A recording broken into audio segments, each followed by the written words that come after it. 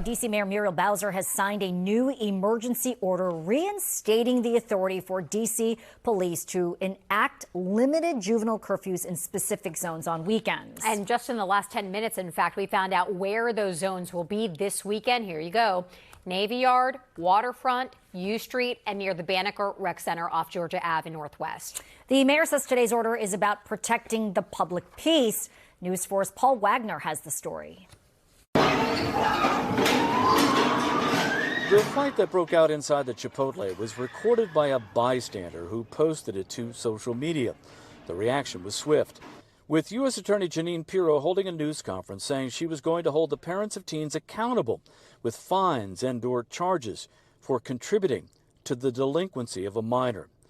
Pirro then clapped back at claims there is little in the city for youth to do. The Department of Parks and Recreation has over 1,700 individual programs for teens, and parents take advantage of this and have your kids get involved in everything from basketball, baseball, boxing, tennis, ballet, cheerleading, kickball, track and field. The mayor issued this emergency curfew after the D.C. Council chose not to take up an emergency curfew earlier this month. However, the council did pass a long-term youth curfew that would not take effect until July 16th and still needs congressional approval. For some reason, Navy Yard is a popular place to gather. Why?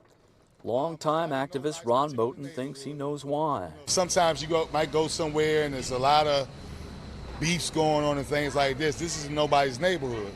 So you can meet here, and I want to say it's only a small group of the children causing the problem. Moten says he's in favor of the curfew zones.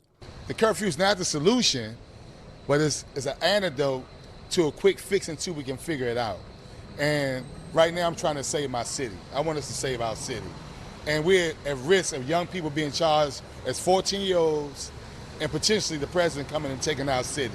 But on the other side of the coin is the argument against the zones. Our children should not be used as a political pawn.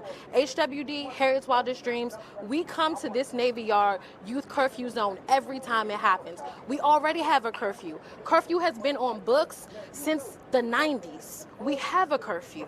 And so for them to keep doing the same thing over and over again. Frankie Sebron with Harriet's Wildest Dreams spoke out Wednesday in Navy Yard. If they want a different solution, they have to invest in something different. To keep locking them up is not going to change the outcome. In previous so-called teen takeovers in Navy Yard, there have been a number of arrests for assault and gun charges. In the district, Paul Wagner, News 4.